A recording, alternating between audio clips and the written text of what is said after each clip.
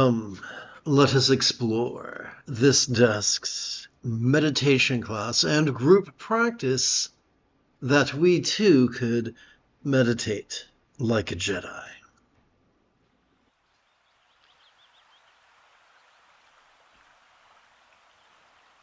This evening's lesson is based on the 8th passage of the meditation text known as the Unwaning Victory Banner, composed oh so many centuries ago by Prahevajra.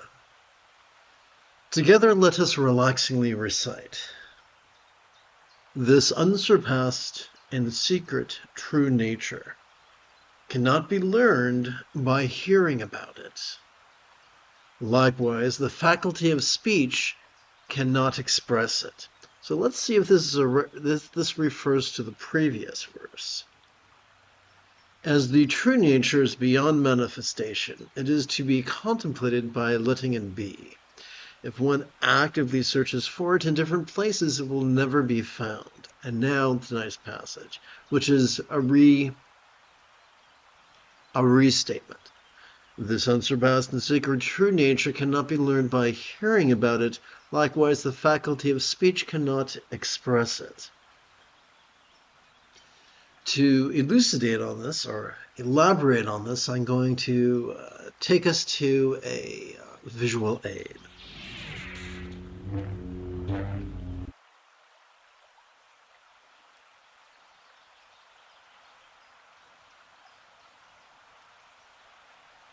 When the ancient passages that claim to be the Buddha's teachings spoke of not self, or emptiness, or birthlessness, or deathlessness, those were just figures of speech. And here's how it works. Every time we inhale, we are already wired to notice in a very special way, vulnerably, passively, viscerally, randomly, and fleetingly, mind's antics, perception, emotion, intention, cognition, recollection, and imagination.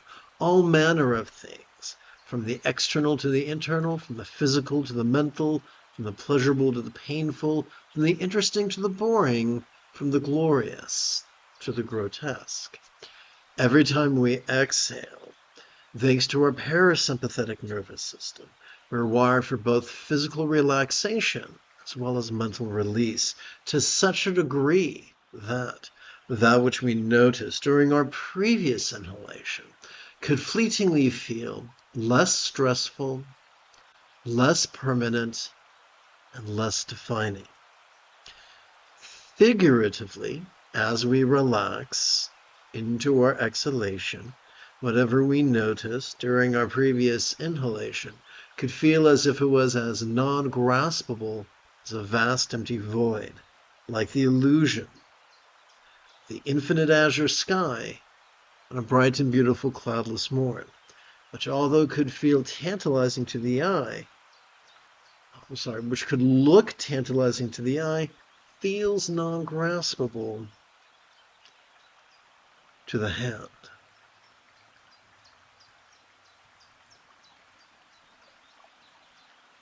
I could talk until I'm blue in the face, trying to describe the flavor of a Granny Smith apple.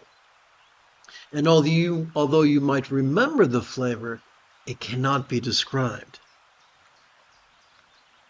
Similarly, the key to enlightenment is not studying enlightenment for years or decades or lifetimes. It's simply a matter of spending just a little bit of time cooperating with our autonomic nervous system. Here's how you do it. Super simple. Every time we feel our chest swell, silently and mentally we can recite the demonstrative pronoun this, and we'll find ourselves effortlessly noticing. Every time we feel our chest sink, Silently and mentally, we can recite the one-syllable verb ease, and we find ourselves letting go. This isn't permanent. Just as a metronome clicks over and over again while a musical student practices, just as our heart beats or our lungs breathe, or the pendulum of a grandfather clock swings back and forth, countless times in our life we will breathe in and we will breathe out. We don't try to control the breathing. We just treat it as a metronome. We use it as a tool to cooperate with the two facets of our autonomic nervous system, which is simply our spinal cord and everything it's connected to. By cooperating with it, we calm our anxiety and aggression, and we increase the highest love, which is spontaneous and uncontrived. Sounds pretty good to me. Having completed our opening lesson, it's time for us to shift gears. It is Qui-Gon Jinn Tuesday evening. Come, let us meditate like a Jedi. After about, let's say about 30 seconds of housekeeping. This is the Dzogchen Sunday Lama Jigme Gyatso of the Buddha Joy Meditation School. For more than 30 years, I have harnessed my autistic special interests as well as my ADHD hyperfocus to spend about 8 hours a day, almost every day, studying, practicing, mastering, and reverse engineering the teachings and techniques of each school of meditation so that I can become your personal, nerdy, neurodivergent guide to nirvana. Welcome, my friends, to Meditate Like a Jedi, which is made possible due to the generosity of viewers just like you. So, not too long ago, a good-hearted man explained to me that often when he meditates, it makes him feel drowsy. Many years ago, a spiritual advisor confided in me. And he said, anything you do for an hour is going to be tiring. Whether it's making love, or eating dinner, or sitting on a couch watching a movie, anything you do for 60 minutes is going to make you tired. So there are subtle adjustments we can do to optimize our energy. Subtle adjustments we can make to our posture, or to our hand positions, or to our eyes.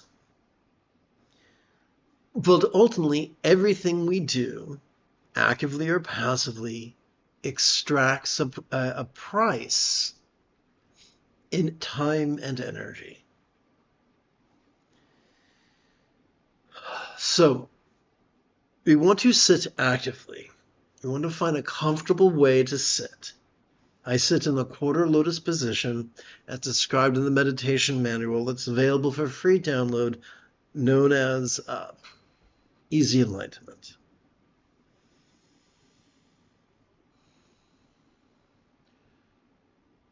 Tonight we're going to play with two different hand positions that can help manage our energy. I meditate with my eyes closed because I have certain injuries to my central nervous system. Some people meditate with their eyes open.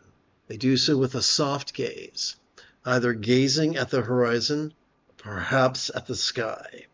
It could be the nighttime sky, the daytime sky, or a place on the wall where the sky might be if you were outside. Because not every place is as temperate as it is in Southern California. With so many variables, how are you to know what's going to work every time? You don't. And things change. So what works Monday might not work the same way on Tuesday because there are so many variables. But we can play with those variables. Better yet, the more we notice and relax in harmony with our inhalation and exhalation, the more our choices, utterances, and deeds could flow from not from scattered spontaneity, but from centered spontaneity. And we could intuit different variations and help us to better manage our energy. What I like to do after sitting for an hour in meditation is do variations of,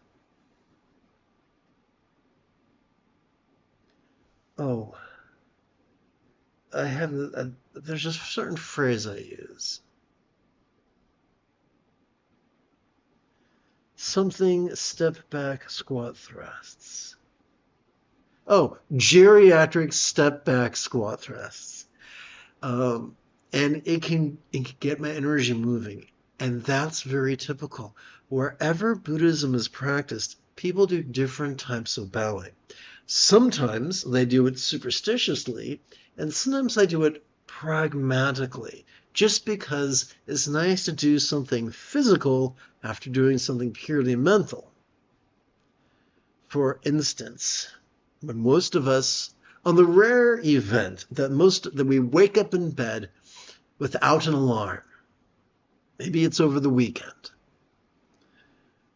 a natural thing for a mammal to do is to yawn and stretch involuntarily and automatically. This is our body's natural response in reaction to multiple hours of inactivity. So when we feel fatigue after meditating, that could be our body's cry for sustainable activity. If you have any questions about Buddhist meditation or philosophy, do not hesitate to type them in the chat window. My request, though, is that you limit yourself to one question at a time. For instance, you post a question, I answer it, and then you ask the next one.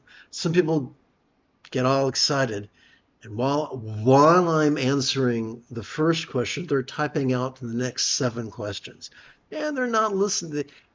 They're not really absorbing the answer I'm giving, which wastes, both our times. It's like that thing a lady from Arkansas once said, don't try to teach a pig to sing. It wastes your time and annoys the pig. Like, so let's move on. I'm going to tap button 9 yet again.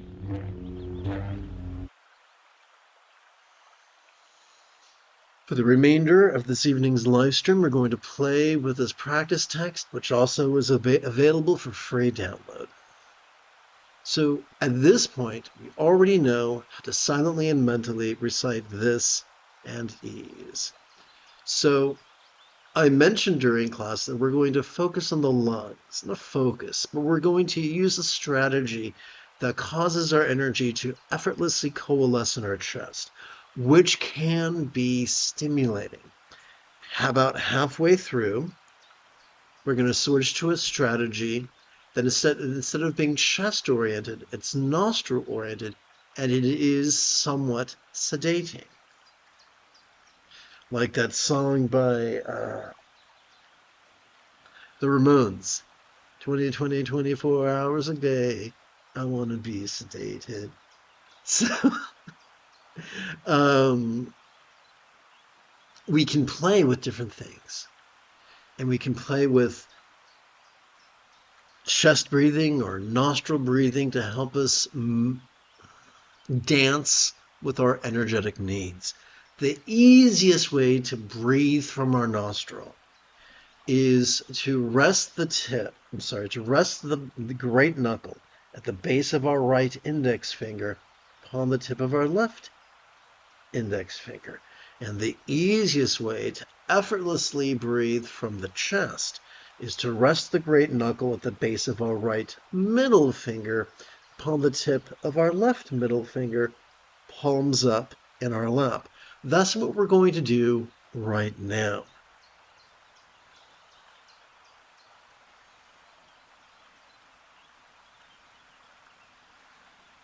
We can keep track of our inhalations on our right hand.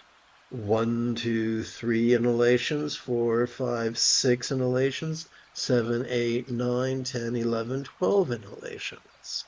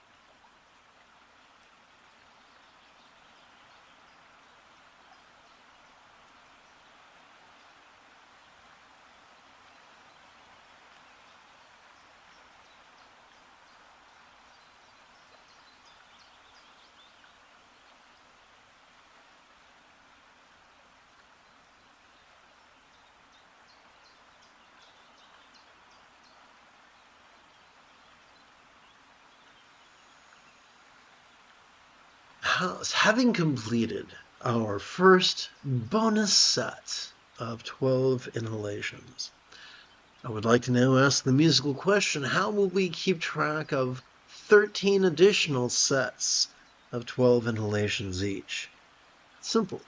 We will count the sets on our left hand. First, second, and third sets of 12 inhalations each. Fourth, fifth, sixth, seventh, eighth, ninth, 10th, 11th, 12th set of 12 inhalations each. Doing so takes approximately 12 to 15 minutes.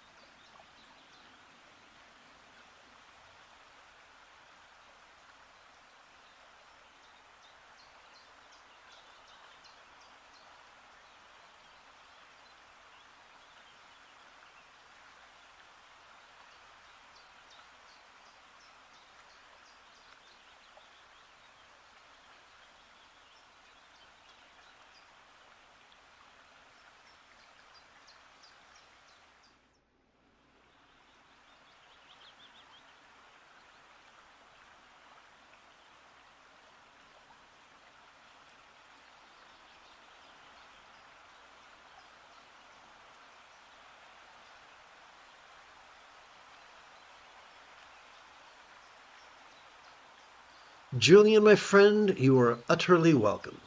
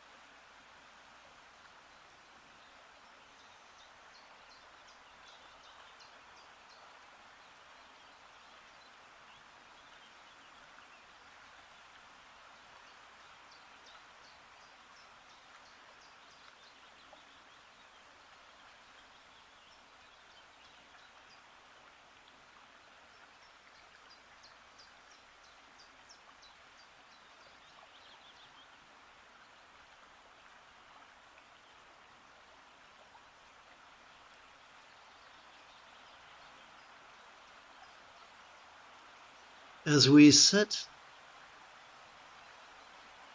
and notice and relax, there will be times we spontaneously notice our circumstance.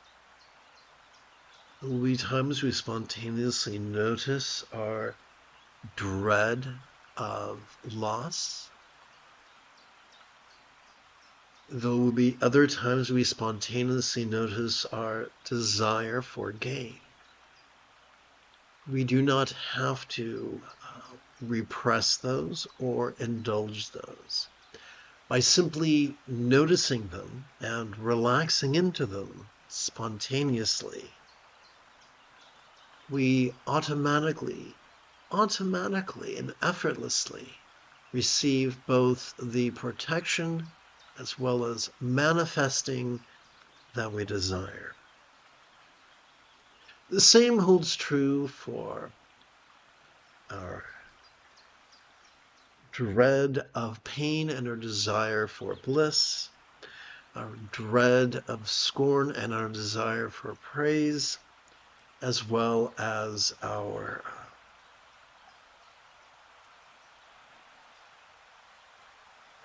feeling like crap emotionally, or feeling like, we the man. We the fool, we the chump, or we the man. Either way, the ancients would say feeling shame or fame, or shame or pride, whichever you prefer. We don't have to chase these things. We don't have to force these things.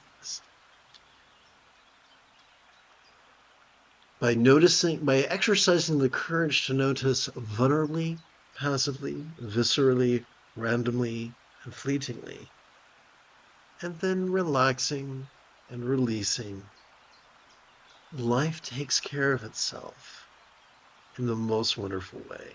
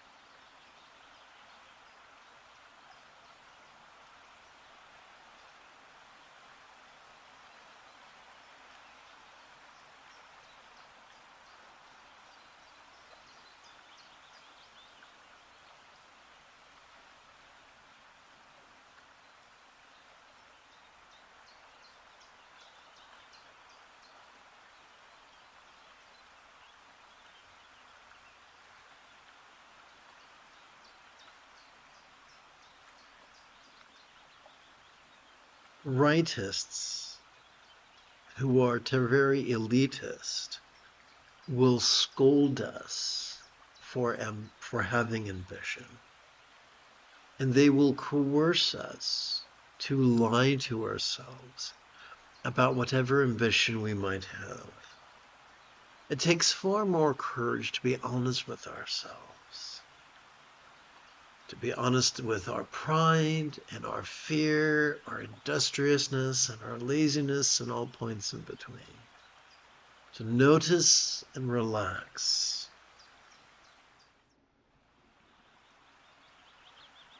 Is the key to automatically mastering the path and then helping others do likewise. Without being mysterious, without being coercive, without being manipulative.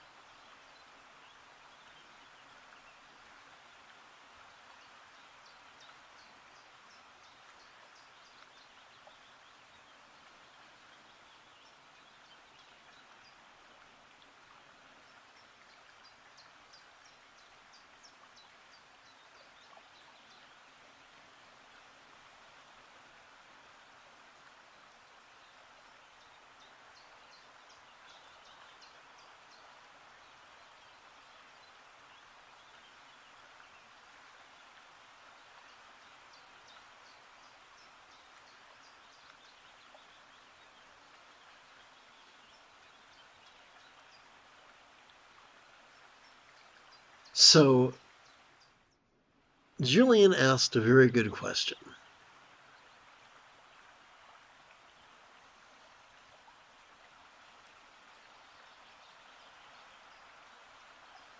Is a longer exhale more release? That's a very, very good question.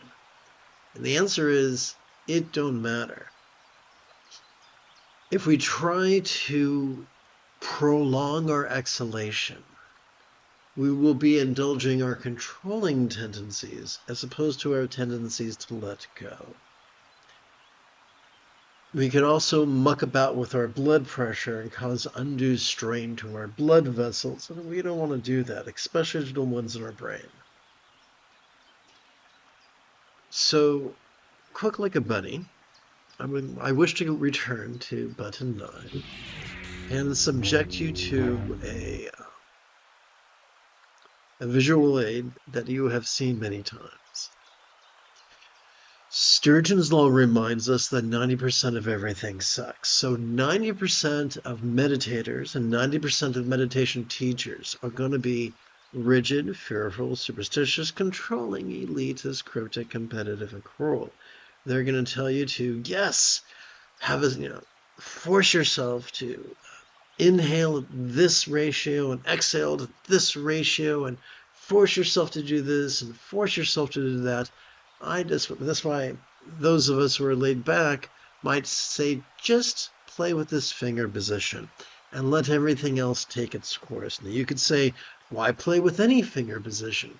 Because sometimes when we have unmet physical needs, it can become an obstacle to practice.